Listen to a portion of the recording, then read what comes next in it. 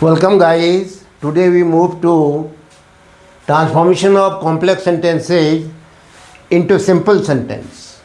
Complex sentences को simple sentence में transform करना. Exercise number 4. Transform the following complex sentences into simple sentence by replacing adverb clause.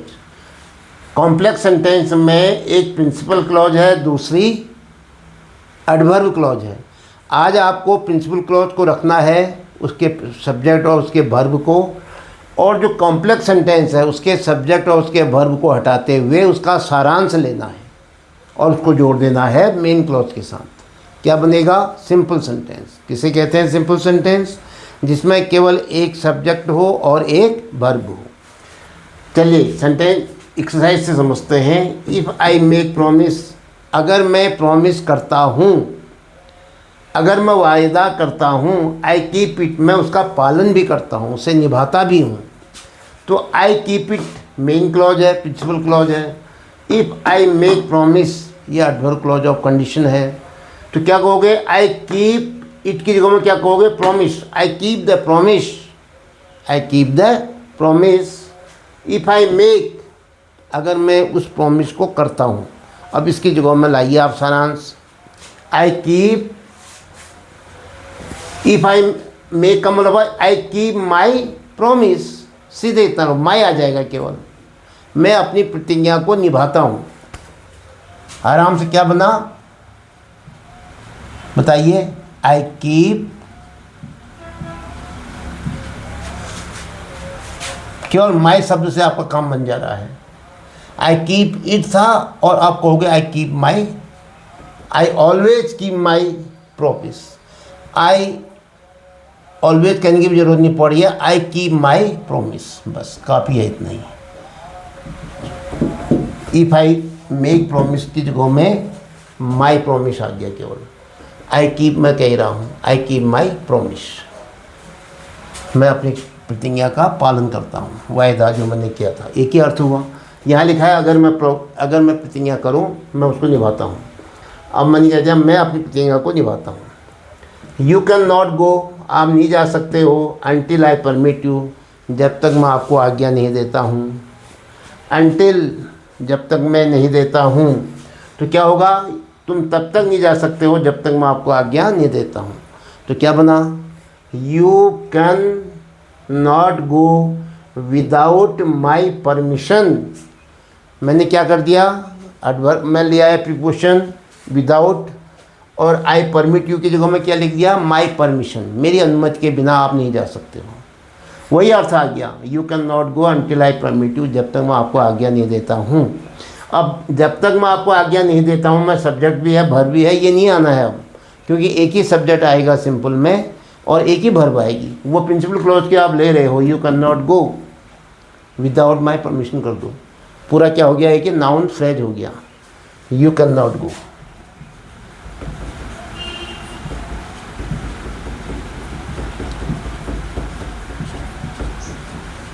You cannot go without my permission.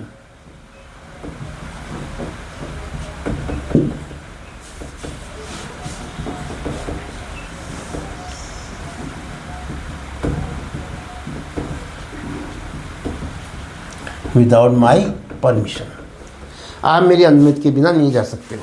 वही सब भाव आया, लेकिन अब सब्जेक्ट इसमें एक, वर्ब इसमें केवल एक. Number 3. This news is so good, ये समाचार इतना अच्छा है. That it can't be true, कि ये सच नहीं हो सकता. ये यहाँ पर शो आया है, यहाँ कैन नॉट, कुड नॉट ऐसा रहता है. तो ऐसे सेंटेंस में क्या होता है? एडवर्ब टू लगा करके हम सिंपल सेंटेंस बनाते हैं. यदि इस कांट बी ट्रू, इसको हम इन्फिनिटिव में चेंज करेंगे. Can't be to be true, सच होने के लिए ये समाचार जो है अत्यधिक अच्छा है. मतलब हुआ कि ये इतना अच्छा है कि सच हो ही नहीं सकता. तो ये जो शो है किसमें चेंज हो जाएगा? टू में, TOO, अत्यधिक. और कैन नॉट बी ट्रू का क्या हो जाएगा? केवल टू बी ट्रू, इन्फिनिटिव बन जाएगा इसका. तो क्या बनेगा? This news is too good to be true. क्या लिखोगे? This news is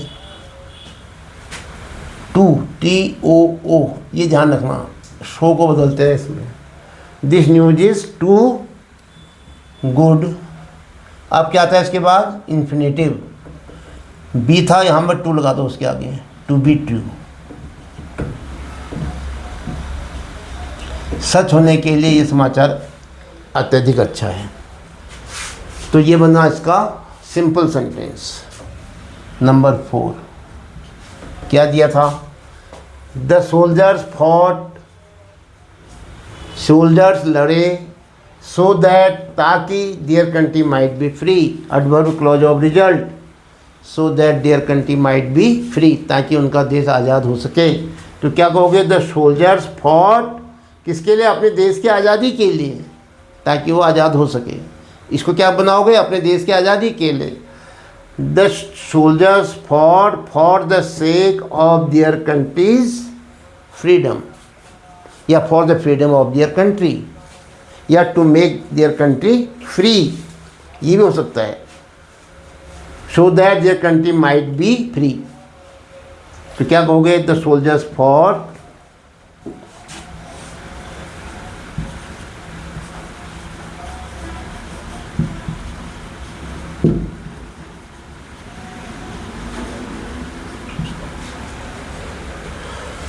the soldiers for the sake of, के खातिर, फॉर द सेक ऑफ, ये मैंने प्रीपोजिशनल फ्रेज लगा दिया यहाँ पर। For the sake of their,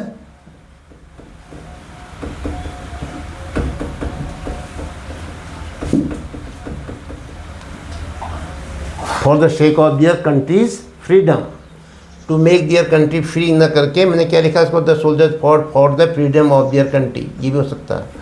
for the sake of को भी हटा देता हूँ, फॉर द फ्रीडम, छोटा हो जाएगा थोड़ा सा,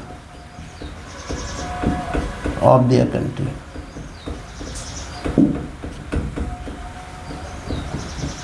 for the freedom of their country. क्या था sentence? The soldiers fought so that their country might be free, so that their country might be free को चेंज करना है। इसको लिखो the soldiers fought for the freedom of their country. अब for the freedom of their country में ना कोई subject है ना कोई वर्ब है, ठीक है। वो तो अलग बात है कि क्या आ गया, नाउन फ्रेज आ गया, केवल जुड़ गया उसके साथ, मेन क्लॉज के साथ। तो ये बना simple sentence. Fifth, everybody welcomed him when he arrived. जब वो पहुंचा, जब वो आया, प्रत्येक ने उसका स्वागत किया। Everybody welcomed him at his arrival. Arrived verb है, इसको नाउन में बदल दो और उसके आगे प्रीपोजिशन ले लो, एट हिज अराइवल, ही का हिज कर दो। हर किसी ने उसके आगमन पर स्वागत किया। Everybody welcomed.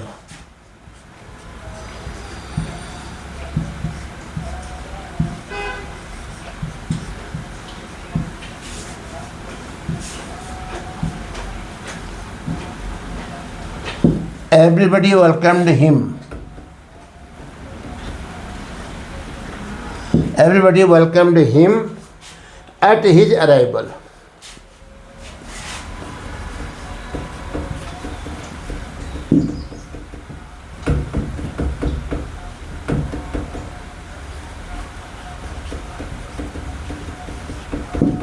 Everybody welcomed him at his arrival. उसके आगमन पर सब प्रत्येक ने उसका स्वागत किया। वी वर्कड हार्ड, हम कठिन मेहनत करते हैं, so that he might get good marks. We worked hard, तो वी की जगह में ही करना पड़ेगा। लीजिए, he worked hard so that he might get good marks. उसने कठिन मेहनत की ताकि उसके अच्छे अंक आ सकें। तो उसने कठिन मेहनत की क्यों की? ताकि उसके अच्छे अंक आ सकें। अब हमको ये नहीं चाहिए, सब्जेक्ट भी नहीं चाहिए, वर्ब भी नहीं चाहिए, माइट गेट भी नहीं चाहिए। तो क्या कहोगे? ही वर्कड हार्ड चाहिए हमको। ही वर्कड हार्ड, बोलो, to get good marks. Infinitive बना दो गेट का शॉर्ट में। He worked hard to get good marks, केवल इतना ही आएगा।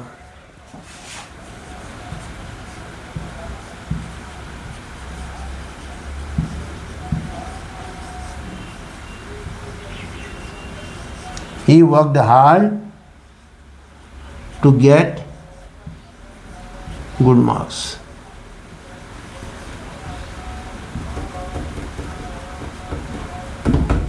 उसने अच्छे अंक पाने के लिए मेहनत की, काफ़ी वही हो गया ताकि वो अच्छे अंक पा सके।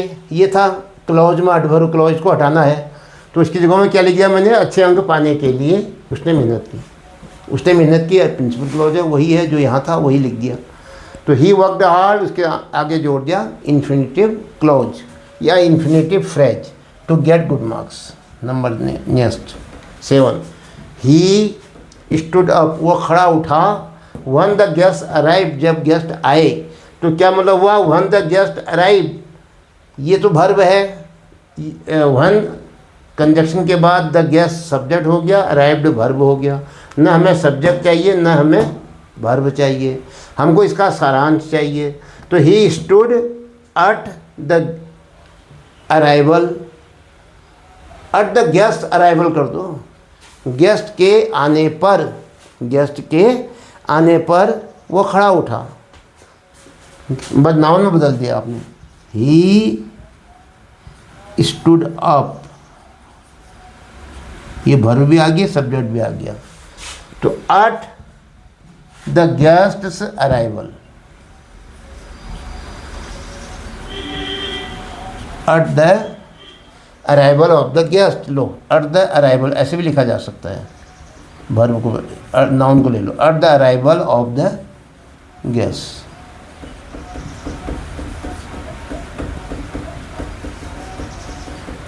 लो, he stood up at the arrival of the guest, मित्रों के आने पर, गेस्ट के आने पर वो खड़ा उठा। केवल एक ही सब्जेक्ट है, एक ही वर्ब है, बाकी जो है क्या आ गया, नाउन फ्रेज आ गया। तो जब इस प्रकार से हम एडवर्ब क्लॉज को रिप्लेस करके उसका सारांश ले लेते हैं, उसको इन्फिनिटिव में, पार्टिसिपल में, जेरेंड में, या उसका पार्ट्स ऑफ स्पीच चेंज कर देते हैं, या उसको एडजेक्टिव बना देते हैं, एडवर्ब बना देते हैं, और हम मेन क्लॉज की सब्जेक्ट और वर्ब को ले लेते हैं केवल, तो हम उसको ऐसा करके सिंपल सेंटेंस तैयार करते हैं। किसे कहते हैं सिंपल सेंटेंस, जिसमें एक सब्जेक्ट और एक वर्ब हो। तो दूसरी, अब कॉम्प्लेक्स सेंटेंस में तो 2 सब्जेक्ट हैं, 2 वर्ब हैं, 2 क्लॉज हैं, तो अपने आप ही 2 सब्जेक्ट और 2 वर्ब होंगी। अब हमको केवल एक क्लॉज रखनी है मेन क्लॉज, दूसरी क्लॉज को चेंज कर देना है। चेंज कहें या कहिए कि उसका सारांश ले लेना है, ताकि वर्ब भी ना आए, सब्जेक्ट भी ना आए, और उसको जोड़ देंगे मेन क्लॉज के साथ। तो आपको ये वीडियो कैसी लगी, कितना समझ में आया, आप अपनी राय जो है कमेंट बॉक्स में अवश्य दें, अपने दोस्तों को भी शेयर करें यदि आपको अच्छा लगता है, और चैनल को सब्सक्राइब करना न भूलें। इसके साथ ये वीडियो समाप्त होता है। जय हिंद।